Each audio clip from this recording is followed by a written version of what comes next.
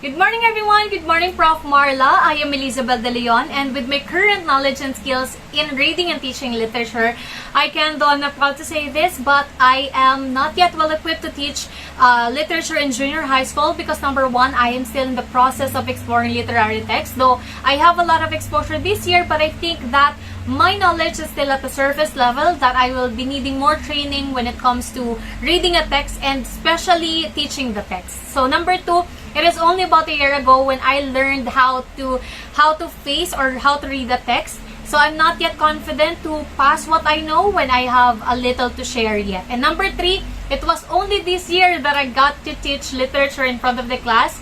Thanks actually to this demo teaching that I get to know how to prepare a DLP with literature as a topic, because this opportunity actually paved the way for me to realize that I need more training when it comes to asking questions, because I'm afraid that my questions will not enable my learners to think critically, or I may ask questions that will, affect how they will understand the text, most especially questions that will instill unintentional biases or prejudice, and I fear that because of the tone of my voice and because of how I structure my question, the very essence and the more of the text will vanish. Additionally, I need more training crafting my transitions, because I noticed that when I am in front, I tend to rely very much on the word so, when I could have used a better word to transition the phases of my lesson. Lastly, this is very crucial, and that is unpacking competencies. Although a part of me knows how to unpack, but I believe I need more guidance when doing it, because this will help me to design appropriate lesson. Next, given that the characteristics of the 21st century learners are changing, I believe that buttressing the reading process and using appropriate methods in teaching literature will help junior and senior high school students to love reading and literature.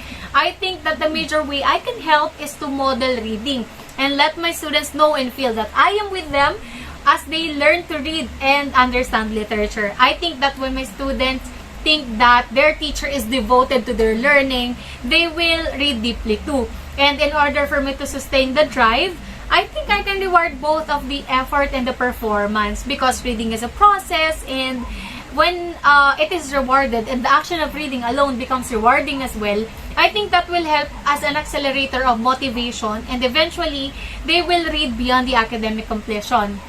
And lastly, after finishing the course, I still have these questions, and those questions are presented now on the screen.